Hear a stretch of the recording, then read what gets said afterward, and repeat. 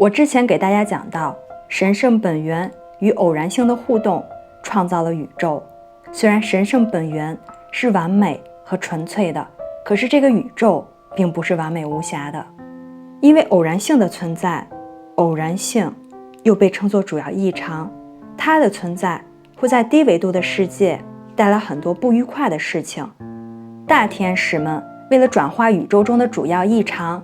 主动沉降到了物质层面，但是他们被困在了这里，他们找不到回归合一的道路。于是堕落天使出现了，他们的大本营位于猎户座。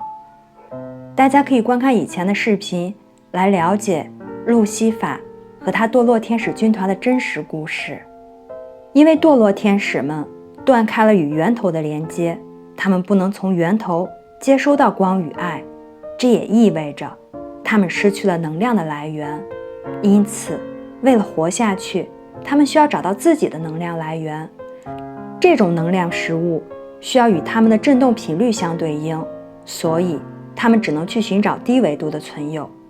虽然断开了与爱的连接，他们原本的能力并没有消失。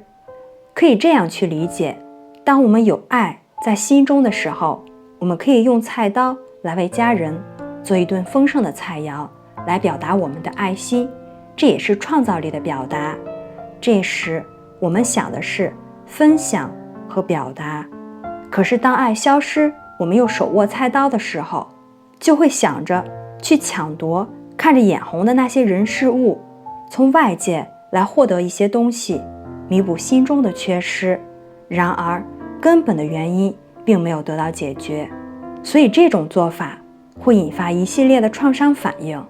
堕落天使们为了活下去，为了弥补自己缺失的那部分，也为了变得更加强大，是他们所理解方式的那种强大，他们便开始攻占一颗又一颗的星球。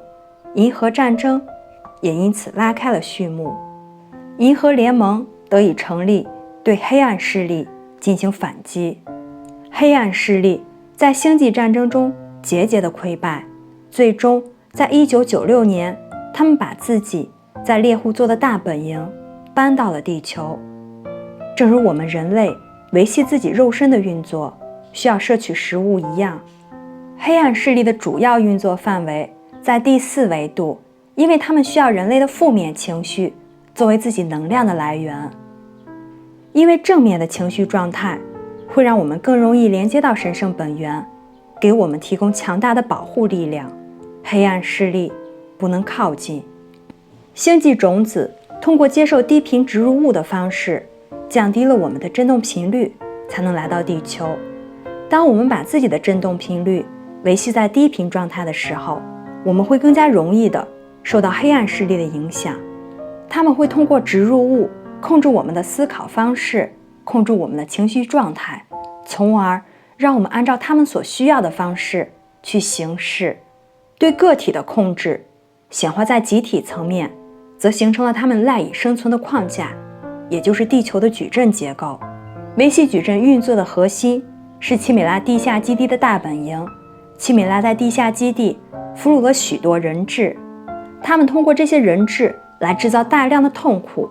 这些痛苦可以通过矩阵的控制结构，通过植入物传递到我们每个人的身上，进而触发更多的痛苦。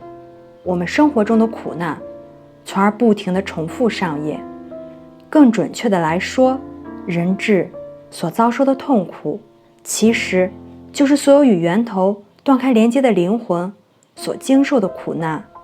换而言之，那些就是我们的灵魂碎片。堕落天使通过我们散落的灵魂碎片控制着地球上的每一个人。灵魂碎片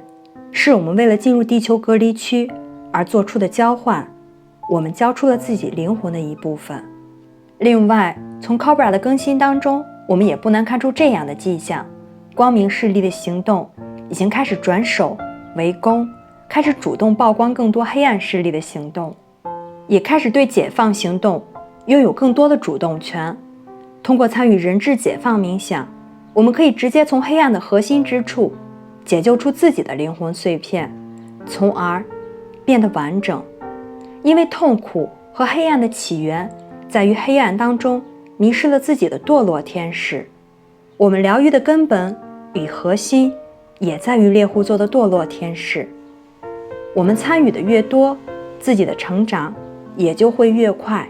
也就更容易的从宏观的视角去理解自己所扮演的角色，去看透光明和黑暗势力背后的故事，去理解地球上所发生的一切，进而拓展出去，看清楚整个宇宙在发生着什么，也就是所谓的神圣计划。当我们处于无意识的状态之中，也就是说，当我们对这些背后的操纵力量没有察觉的时候，我们把自己在地球上遭遇的一切称之为命运。这也是我们灵魂契约的主要内容。而当我们有意识地察觉到我们被植入的这些想法和情绪，